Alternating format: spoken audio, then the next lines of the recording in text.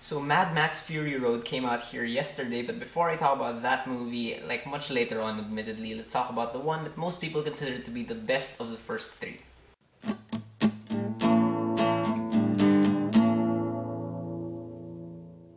Mad Max 2, or more popularly known as The Road Warrior, is directed by George Miller, co-written by him, Terry Hayes, and Brian Hannant, and stars Mel Gibson, Bruce Spence, Michael Preston, Vernon Wells, and Kiel Nielsen.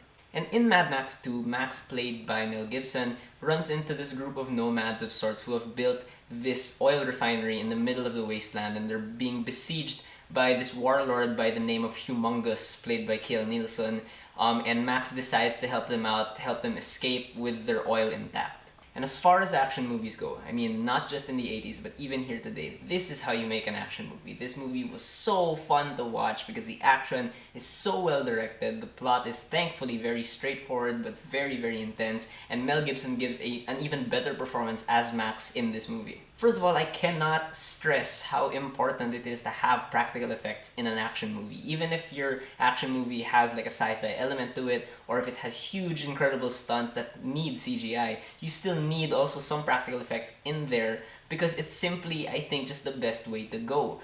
The practical stunts in this movie and the explosions are so, like, you know they're real. They just feel so, like, there's so much impact in them. And, you know, they are important because having practical stunts and whatnot really heightens the sense of danger while you're watching these people. Even if they're stuntmen who don't really have characters, you still fear for their very human lives. And it also increases the sense of loss as well. When characters end up dying, you feel their pain because it feels real. And what's great is that so many people in this movie, including Max, just keep getting hurt throughout the entire thing. Like, they get seriously hurt, and you really do buy it because the makeup also is also very, very well done. The costumes and the production design in general, I think, are really, really well designed in that they really say a lot about the characters and the world they live in. Like, let's say, Humongous's tribe of sorts, like, they're all dressed in, like, this BDSM, like, leather attire. And it does say a lot also about, you know, how low humanity has sunk in this world. And also with these nomadic people, the refinery they built is all made out of just junkyard scraps and whatnot, and it does show how resourceful they are and where, you know, that the old world has gone.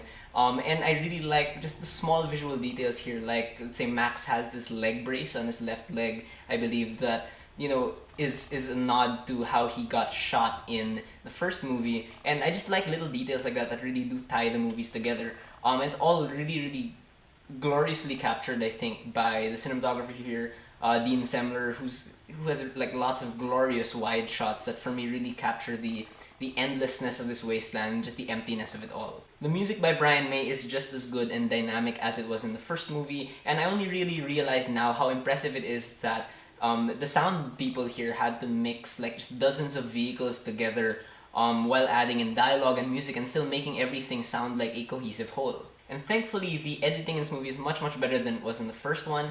The editing now is by David Steven, Michael Balson, and Tim Welburn, and they really managed to move the story along, even if oftentimes nothing is being said. Like, there are long stretches of this movie where there is no dialogue. It's really just people's body language, how they look at each other and whatnot. And it's really a testament to the editing that it comes off so clean. And there are multiple characters in this movie, but they're all balanced very well, even as they're moving around these giant set pieces that always have this sense of just unflinching tension in them. It's fantastic to watch. And during the action sequences, there are lots of like little visual hints that really kind of keep you thinking about potential points of action during the scenes. Like during the last chase scene, there's something about a shotgun shell on the hood of the car, of the truck, that really like just kind of stays in your mind. You keep wondering how it's gonna play into the scene. And it's great editing in that regard. And I just noticed that this movie and the movie before it makes that whole Star Wars transition where it just kind of sweeps from side to side. I don't know how like that works, but it works in this movie for some reason. I don't know. The plot of the movie is extremely over the top, but thankfully it's very uncomplicated. It really does show, like I said, the depths that humanity has sunk.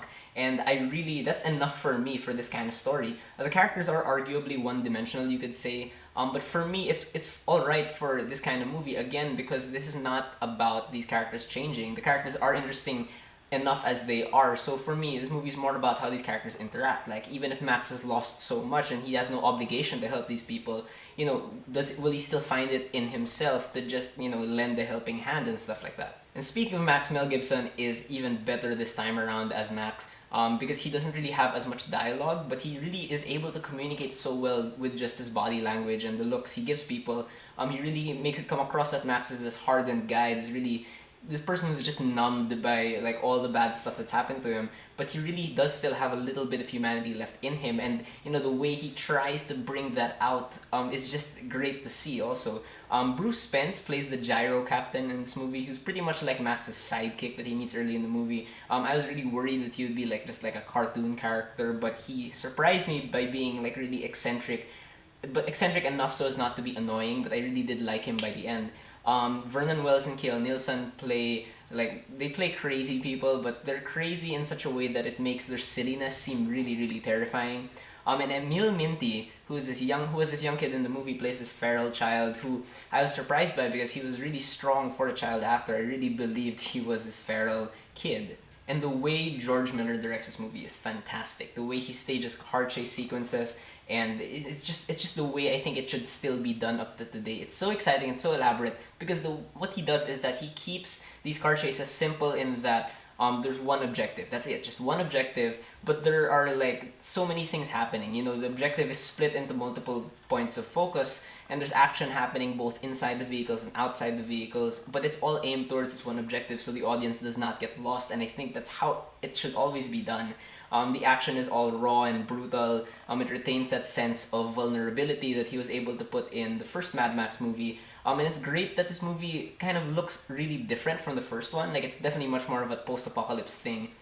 But it still feels like a Mad Max movie. It feels like a natural sequel. And really kudos to them for being able to pull that off.